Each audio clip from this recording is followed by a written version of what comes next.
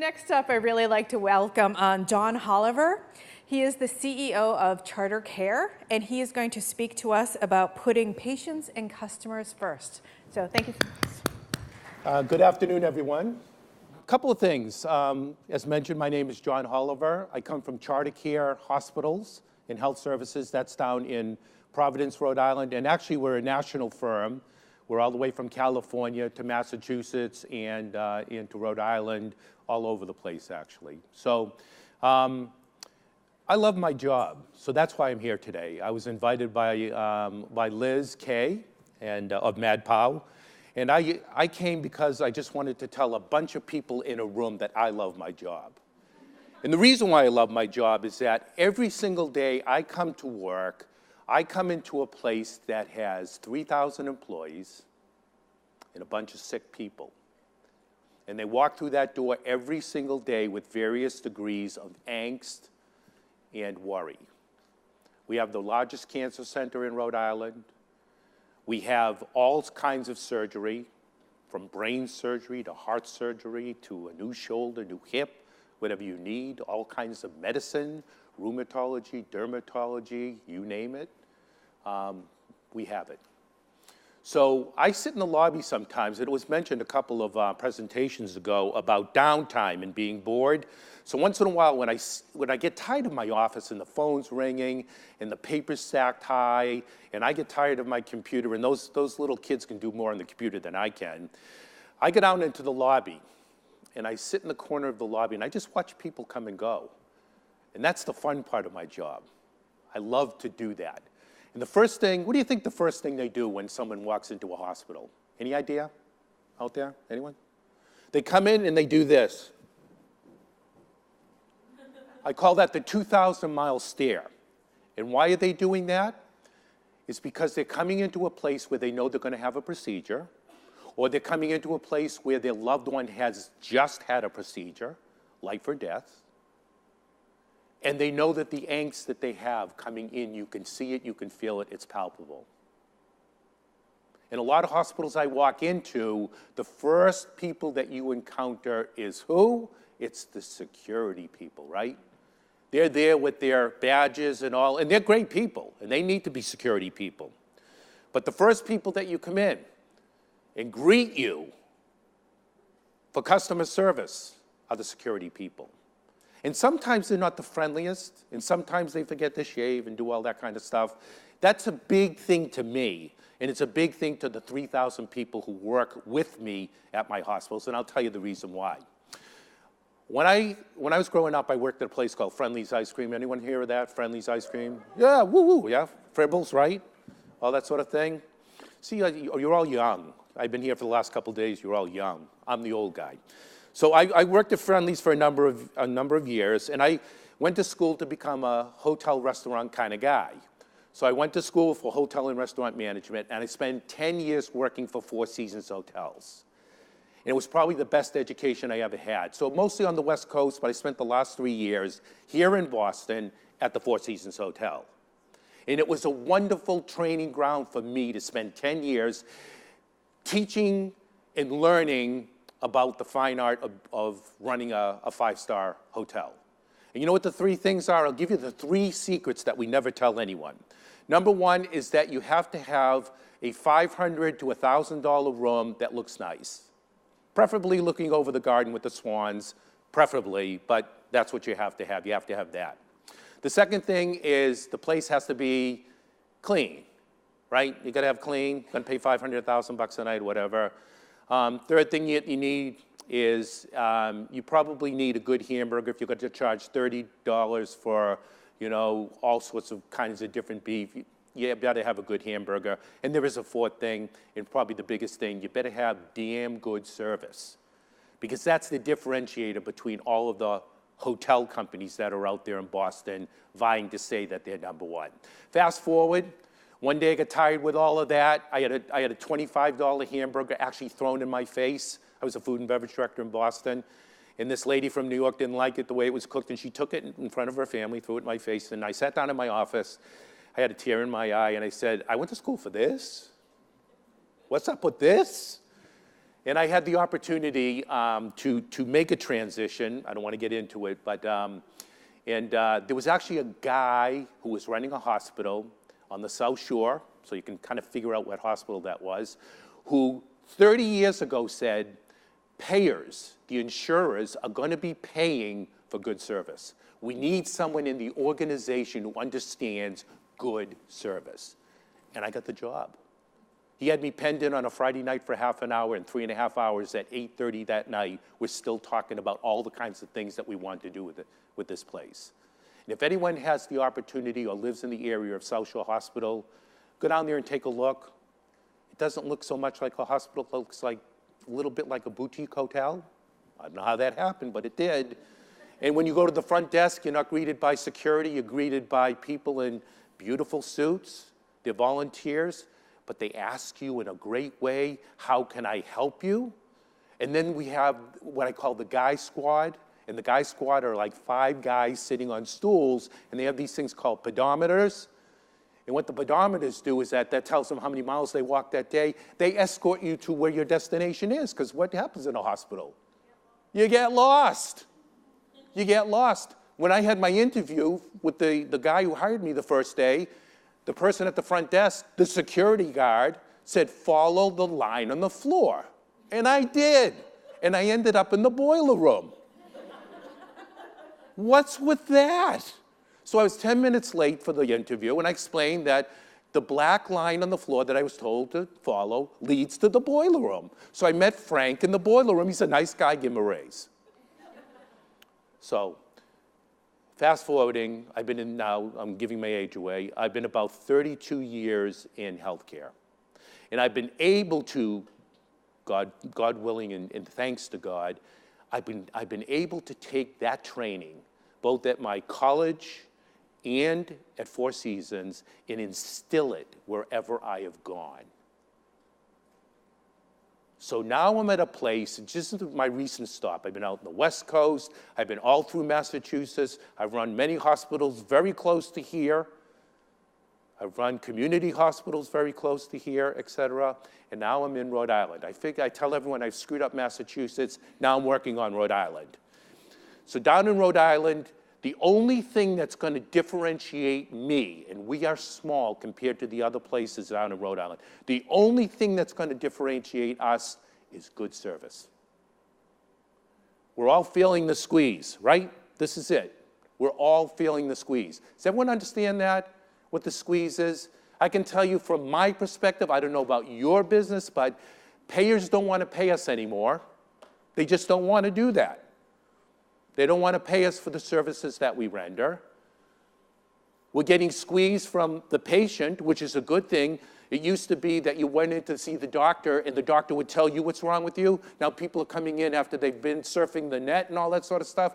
They're coming in with the pieces of paper and telling the doctor what's the matter with them. And the doctor comes back and says, well, I guess I should be visiting you. The third thing that's squeezing us is the demands upon us as a regulatory body. We can be governed by 20 different regulatory agencies who can come in and shut us down at any time. So we always have to be on our toes to be wary of them, et cetera. So the squeeze is on. And how do you fight the squeeze? We have to deal with patients. The patients are being squeezed. How are the patients being squeezed? You're all patients out there. One, how are your deductibles and co-pays been going for the last couple of years? Probably up a little bit, right? The other thing is, have you ever tried to navigate a system, a big system, little system? Try calling one of the hospitals downtown and getting a live person who's going to tell you what you need to do and where you need to go. The next one is investors. Investors, what do I mean by investors? If you're not for profit, the investors are the community. If you run a for-profit hospital, your investors are true investors. They could be angel investors, hedge funds, et cetera. They're feeling the pinch because the return is not there. The payers, I don't know if they're feeling the pinch right now. I think they are because it was under Obamacare and there was a little bit, more money on the table. Now it's Trump care. The money's being taken off the table. Less people, I'm not going to get political here, but it's changed a lot. And then there's the providers, that's me. and my doctors, we have 500 doctors at our particular facility, they're feeling the squeeze because the elbow that they fixed a year or 2 years ago, where they get $1,500 for that elbow, they now get $400 for it. Me, for the full heart that's replaced, used to get $50,000, today we get 12. And that's the squeeze that everyone's feeling. So how do you deal with the squeeze? You have to deal with the patients and the customers in a way that you are more patient-friendly to them, customer-friendly, so that they keep coming back. And you have to be a good negotiator at the table as well. I saw this little tidbit here, and I thought about service. Anyone been to an emergency room lately? What do you think about when you go to an emergency room, right? Pitch in a tent, right? How long is it going to take me to get my earache looked at? Well, here it says, I thought it would be save time if I just camped out here, right? If you come to my particular place in Rhode Island, we publish our waiting times on our website. I have it on a bulletin board on the highway, Route 146 down there, and it's updated every 15 minutes. We average about 10 to 12 minutes of wait time. And that's not because we don't see patients down there. I see over 100, 150 patients a day in each of the hospitals that I have. And the reason why we can get them through is because we realize that one of the big things about patient satisfaction is actually getting the patient through the system, having them migrate through the system, having their calls answered on the first or second ring. We have a call center. We went from 2 people 2 years ago to 25 people now, just waiting for you to call them. And what does that call center do? That 40% of their calls are incoming for referrals and et cetera, and 60% are outgoings to remind you that you have an appointment in 2 weeks. It's already on your schedule, but you might forget. We need to remind you of that. Oh, no, by the way, the population that we serve need to be reminded you've been prescribed medicines, medications. Did you go out and buy them? Do you have the money to buy them? And if you have the money to buy them, do you understand the intervals in which you have to take those medicines? So we, the call center, those 25 people spend 60% of their time calling out, making sure that we are in a wellness mode rather than a sickness mode. What does that mean? A sickness mode is the traditional, you're in the hospital, you're sick, we need to take care of you. A wellness mode is, I own you, if you're assigned to me, I own you for 24 hours a day, 7 days a week, 365 days a year, whether you're in my hospital or you're out swimming or you're in California bungee jumping, God help us, etc. That's what I want to do. If you're assigned to me or my hospital, I want to own you. Patient-centered care, this is what it's come down to, because it's no more, you know, the old glasses here and writing it on a paper chart and all that sort of stuff. No, everyone's doing the computer. And oh, by the way, in a 15-minute visit, if you have 3 minutes of talk with the patient, you're doing well. So what we put into place is voice-activated systems. So I can sit there and I can talk directly to you, and I can tell you what's wrong with you, and I can look you in the eye and tell you all this, and then I can just turn and say, excuse me just 1 second, and I can dictate into the note, and then come back to you. One other thing that we did is that we got something back on our surveys. We have a beautiful survey system that's used throughout the country, and it said the emergency room doctors are always looking down at me. They make me feel inferior, et cetera. I took it literally. I'm a literal kind of guy. So we took and we bought stools. We bought 25 stools for the ED docs in my emergency room. And the stools are here. And you're looking up there to the patient. Do you know where our scores went? Through the roof. Doctor spent more time with me. Doctor respects me. Doctor understands what I'm saying. All that for the price of a stool. Patient satisfaction is a great thing. Then this, I think it's my last slide here, is, so it's my goal in life to be able to offer, when colonoscopies are given, I want to give pumpkin spice colonoscopies. So we have cafe lattes and all of this sort of stuff that I hear out there, and frappuccinos and all this stuff. I'm basically a decaf with cream. So we have all this stuff out there. This is what I want to give for patient service and patient satisfaction. I want people to come in and say the only place to go is this boutique place that's in Rhode Island that can beat the hell out of the competition. And that's what my job is to do. And the way that I do it is, number one, I know who my customer is. Number two is I have an idea of what it is to please that customer, because I'm on the receiving end of healthcare as well as the giving end. Number three is that I query and I talk with my patients frequently. And if you're not doing that, I suggest that you do. Number four, I've heard over the last 2 days, is that we need to get closer to the patient. I am in pharma, or I'm in biomed, or I'm in medical devices. We need to get closer to the patient. If you're not close to the patient or your customer right now, you're in a deep land of doo-doo. And I mean that. Because you could be making the exact right product for the exact wrong audience. And I've done that before, and it's painful. So when I say I love my job, I do love my job, because no matter what kind of a day I'm having in that office up in the tower on the left, I somehow feel, unlike I felt when I was in hospitality, that I'm advancing the ball in helping people's experience. When their time of need is at hand, I can somehow help them and play a role in them getting either well or to die with dignity. I want to introduce to you someone who's very important in our organization, and I'd ask her to stand up.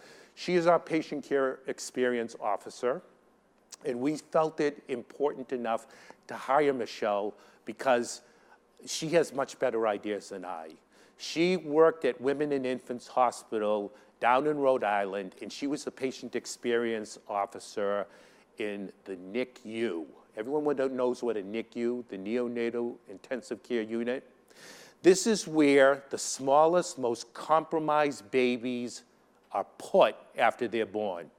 You ever held a 2-pound baby in your hand who's 2 months premature and on crack? If you haven't done that, I suggest if you ever get the opportunity to do that, do that.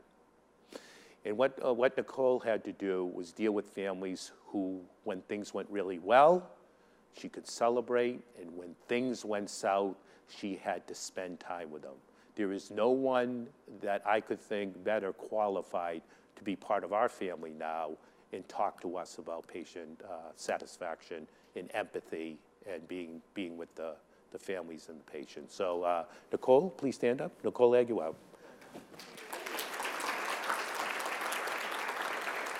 So I've just about run out of time, and I'm going to be heading back to my place of work tonight. And if anything was received from my little talk with you, my 20-minute talk, it's this, is that, number one, love your job. It sounds like Steve Jobs' deal here. It's not. Number one, love your job, love what you do.